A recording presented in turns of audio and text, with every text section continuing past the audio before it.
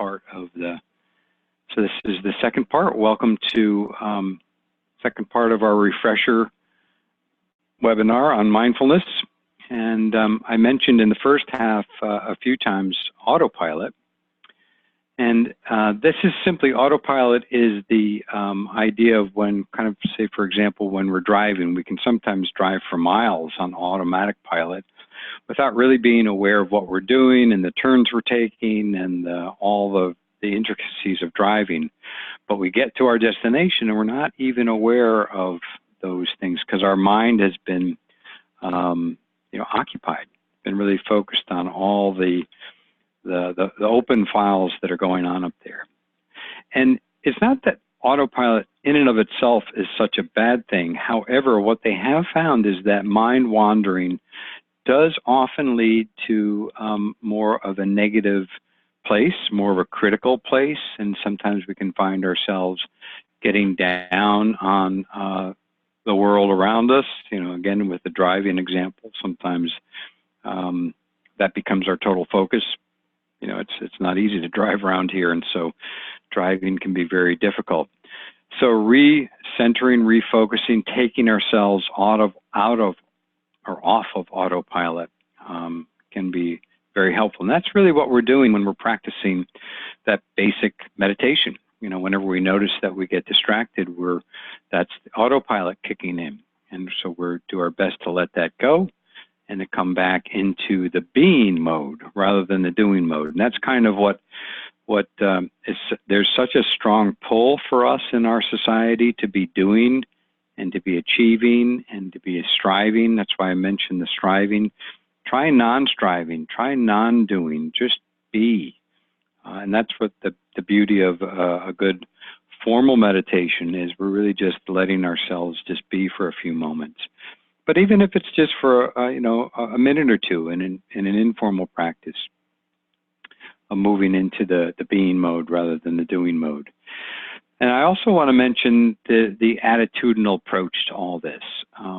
And if you haven't watched the full video that you see there, I'm going to show you one of them. But there are 9 different attitudes that Jon Kabat-Zinn talks about as being helpful towards cultivating a mindful attitude and mindful awareness. They include things like non-striving, which I mentioned, beginner's mind, sort of the idea of seeing things fresh and new in each moment, non-judging, acceptance. We're going to view the one on acceptance, but the others include letting go, trust, patience, non-striving, generosity, and gratitude. So they're all really good, and each one of them is about 2 or 3 minutes. So the whole 9 video thing, I think, is about 25 to 30 minutes if you have time. If you haven't seen it, it's really worth it. It can really help. But I do want to show this one. So as I move to this, let me pull this up, and then I will... the cultivation of mind. So let me move to the share, to the new screen so that it comes up correctly. So just give me a second while I do that. All right. And get to the right place.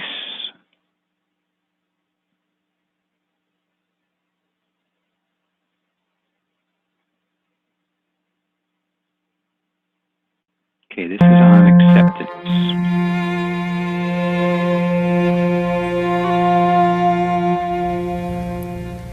Hopefully you see the screen and can hear just started talking. Acceptance is a very active process.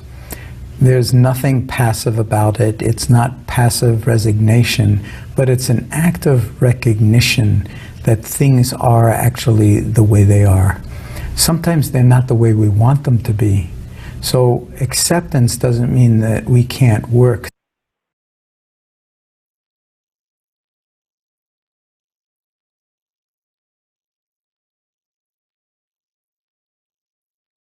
Sorry about that. I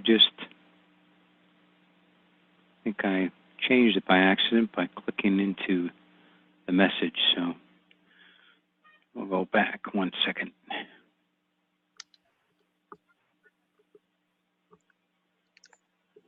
passive about it. It's not passive resignation, but it's an act of recognition that things are actually the way they are. Sometimes they're not the way we want them to be. So acceptance doesn't mean that we can't work to change the world or to change circumstances of one kind or another, but it means that unless we accept things as they are, we will try to force things to be as they are not, and that can create an enormous amount of difficulty.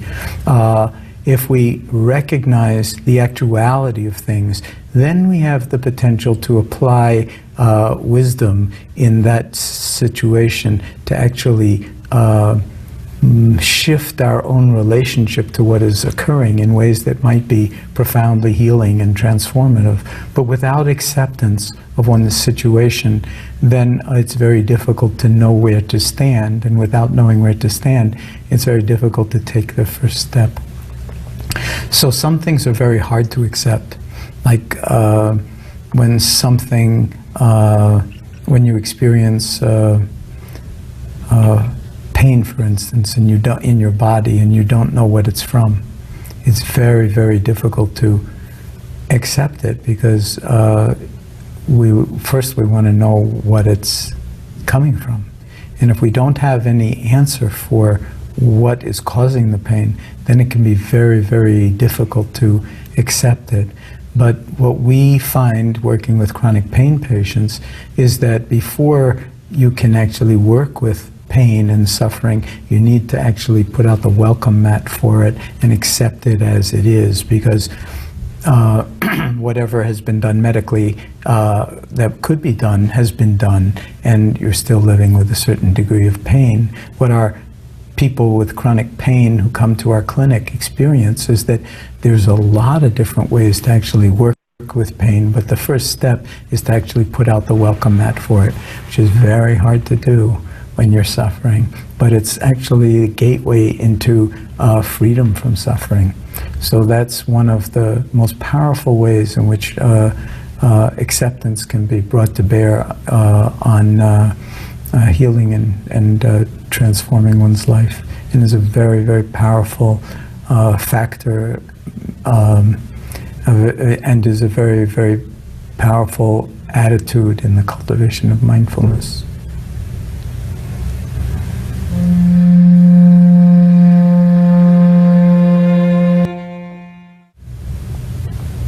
Letting go, we could think of it. The next one there, getting into letting go. They flow one into the other.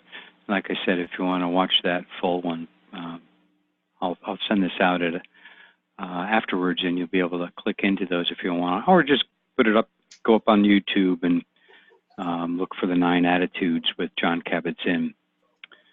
All right, so I'm coming back to the presentation, and give me a second while that refocuses.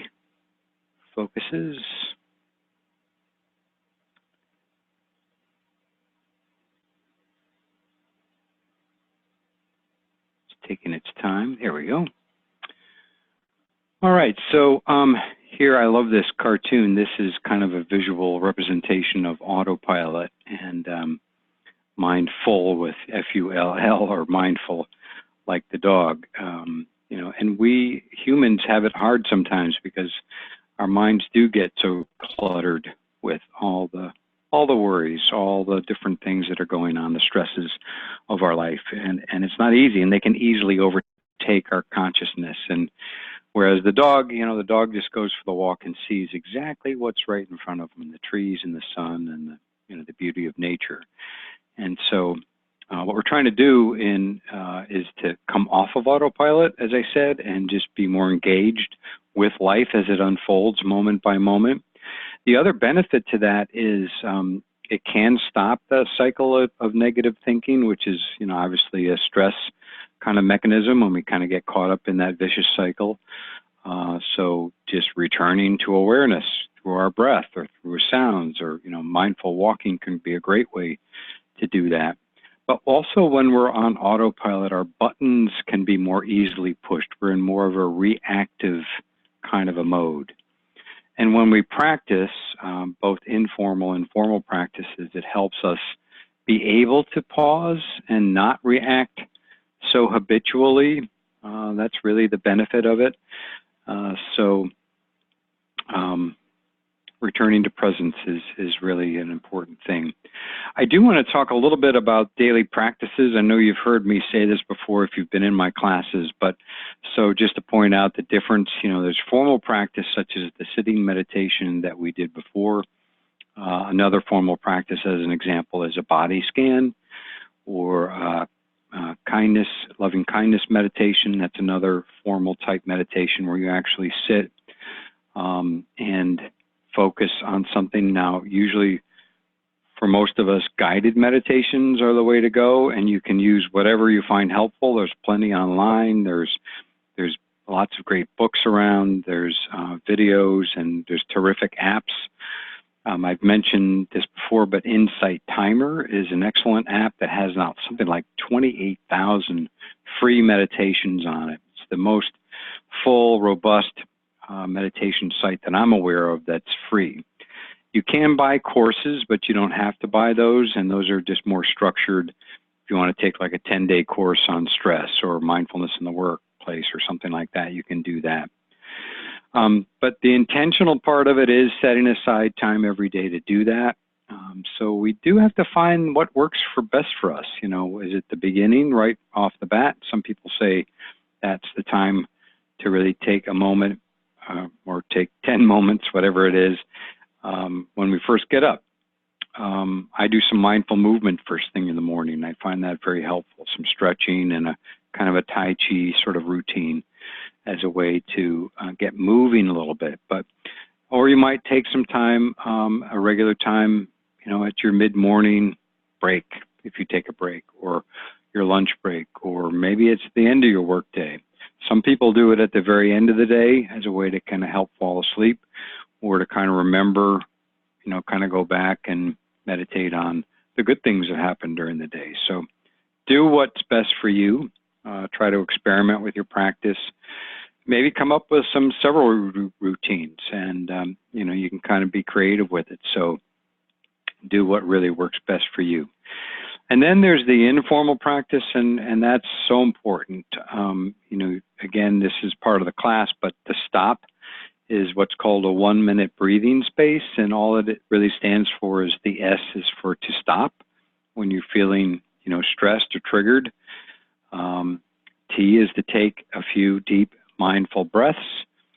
The O is to be open and observe. And what that really means is to be open and observe what's going on inside you. So what thoughts are you having? What feelings are you having? What's going on in the body? And kind of, connecting those, just being aware of internally what's happening. And then the P is to proceed. And usually we proceed with a little bit more open awareness. And that gives us that pause that I've been talking about so that we can not react. And this is the kind of thing where if you practice it again, the more you practice it, the better at it you get. Now, other ways that you can practice everyday informal mindfulness is just by really bringing mindful awareness to routine activities. Whether it's hand washing or any one of these things that you see listed here. When you're in the shower, for example, are you in the shower by yourself? Or are you thinking about the first meeting that you have, or the first, encounter, and you're bringing in the to-do list, you're bringing in all the other stuff.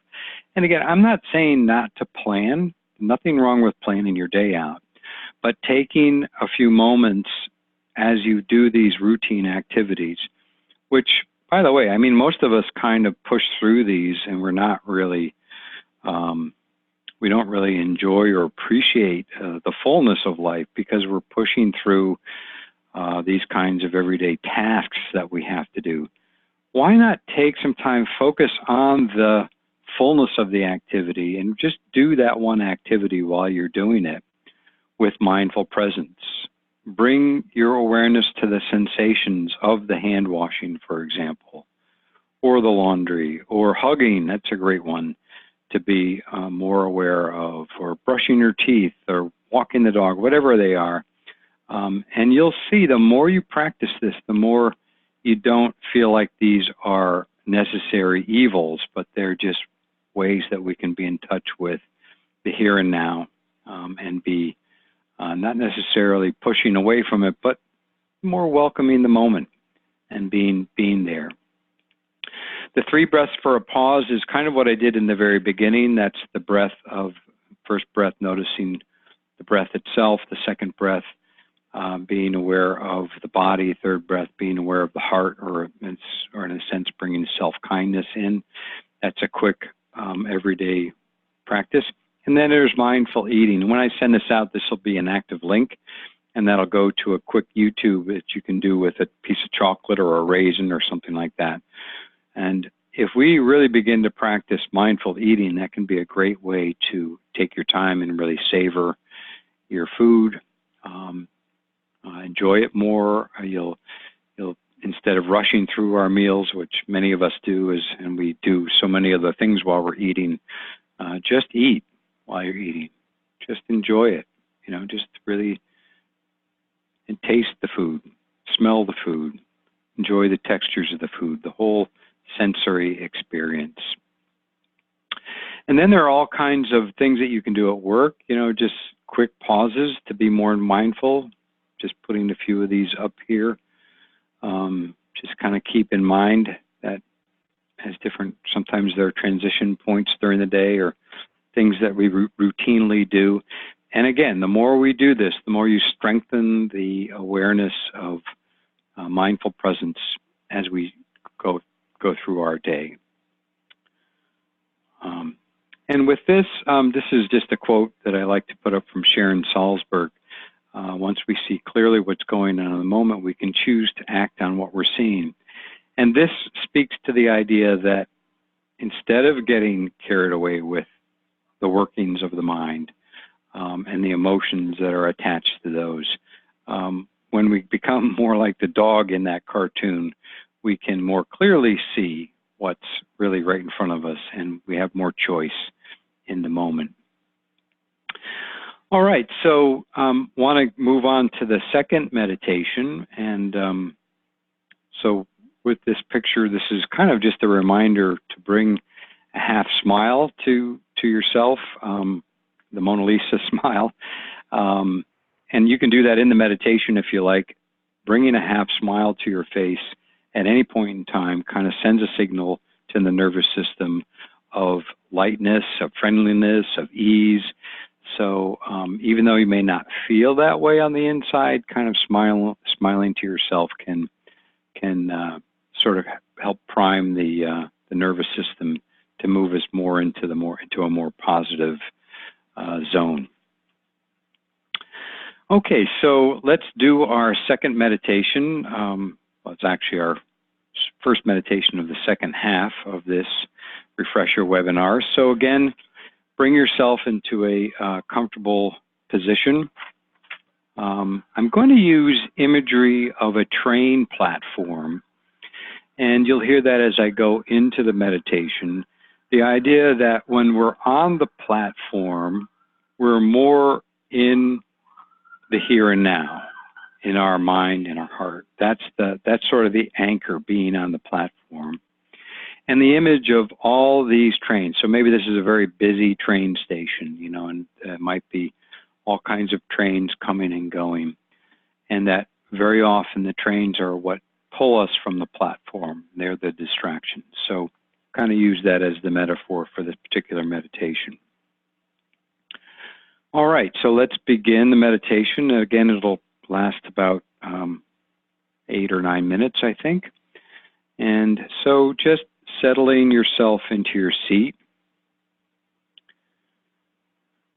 And if you feel unsettled in any part of your body, see if you can rest that area and breathe into that area. And just let gravity ground and stabilize your body in the seat and in that area. Allow that area to maybe to soften and loosen.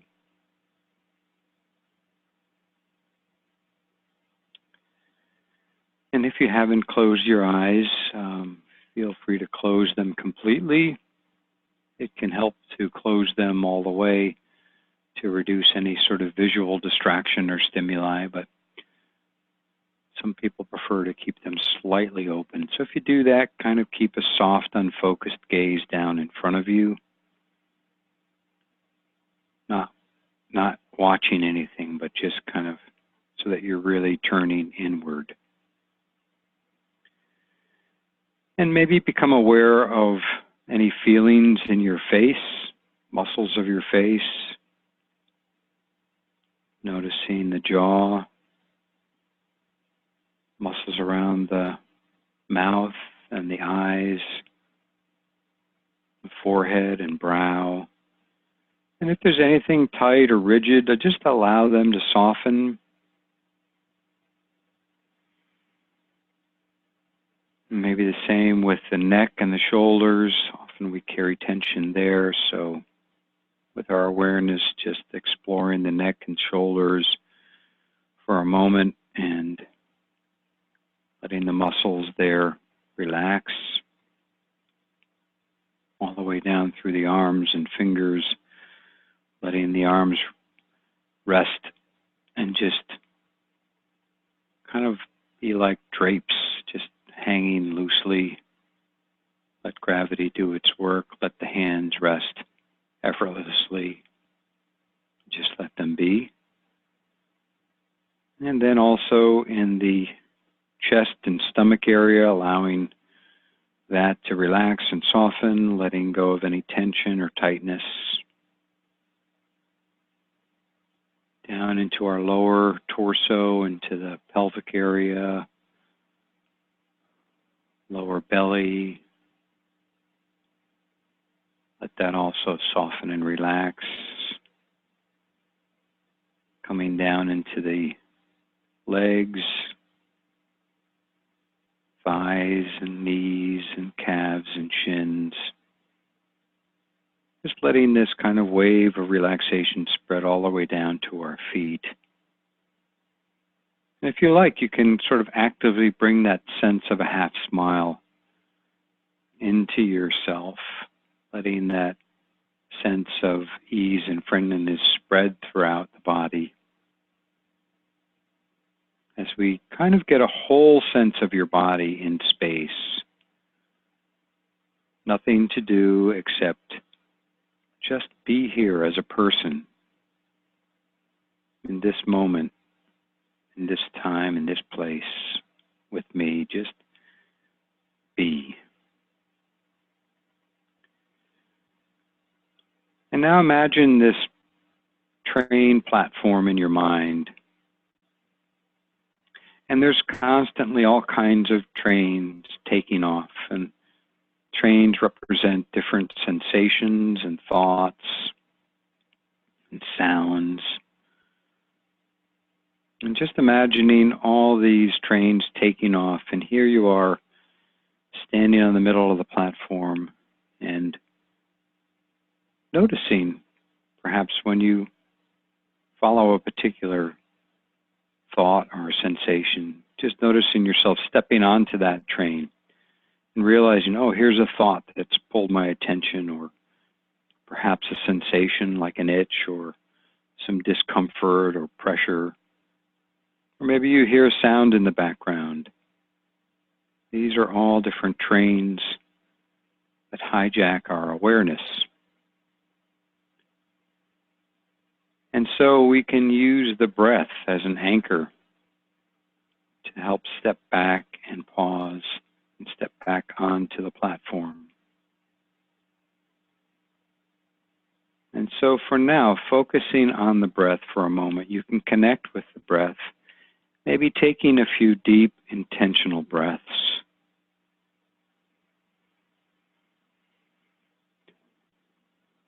And see if you can follow the breath all the way through.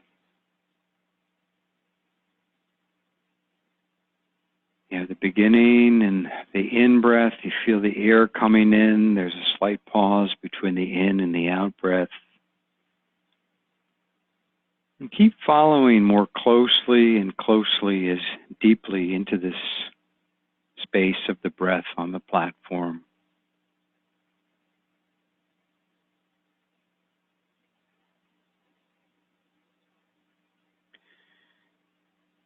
You might find a particular spot of the breathing, like the tip of the nostrils, for example. This is a very precise, specific spot where you can feel the breath, you can feel the air at the tip of the nose, cool air going in, warmer air coming back out. So there's an anchor for your space on the platform. And for the next minute or so, just focusing as best you can, all your awareness on the sensation of the specific area of your breathing on the tip of the nose.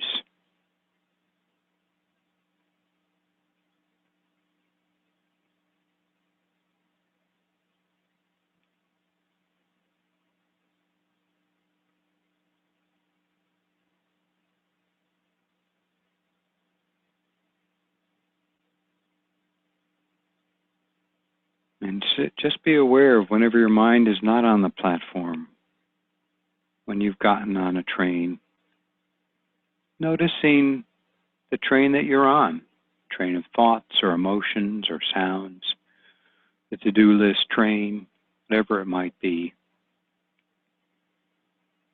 And remembering, this train you can step off at any time, back onto the platform. As soon as you catch yourself on that train, even if you're far down through several stops, carried away, once you catch yourself, that's the moment of mindful awareness where you can step off and come back to the platform, back to the specific sensations of your breathing. It may help to be very specific. If you want to use another area, that's fine. It might be the chest or the stomach. Be specific in your focus on the breath as we practice this for another moment of silence.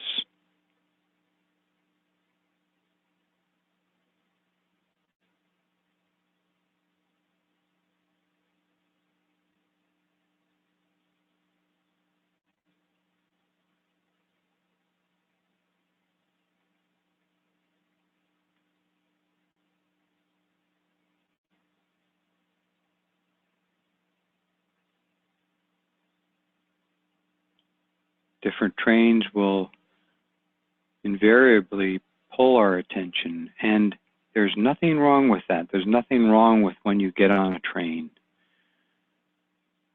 So don't give yourself a hard time. If you find yourself giving yourself, you should be doing this better, or you should be focusing on the breath and staying on the platform. No, don't do that. Be gentle, be kind with yourself. That's just the way the mind works. So with kindliness and friendliness, let yourself step back onto the platform and breathe. And if you like, maybe taking a good full deep breath before we finish the meditation, in and out, letting the body relax just a little bit more. Staying on the platform of our awareness as best we can. And when you're ready, we'll finish the meditation, reconnect with the world around us, opening the eyes whenever you're ready.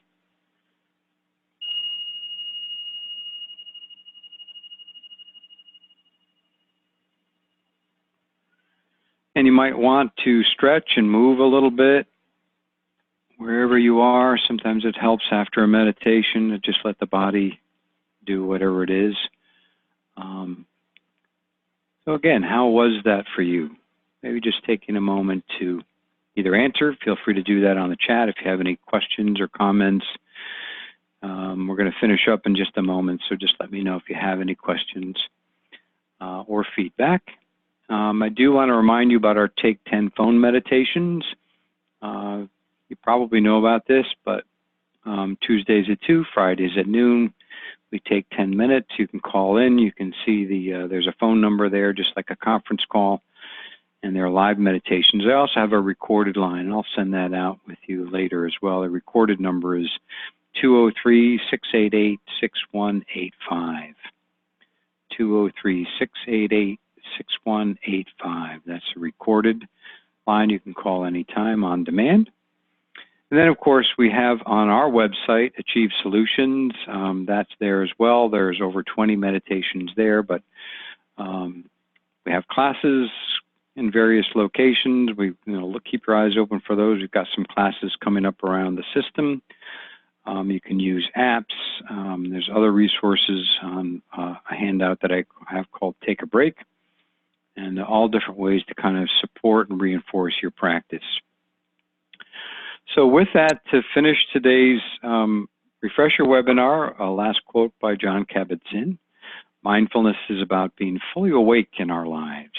It's about perceiving the exquisite vividness of each moment.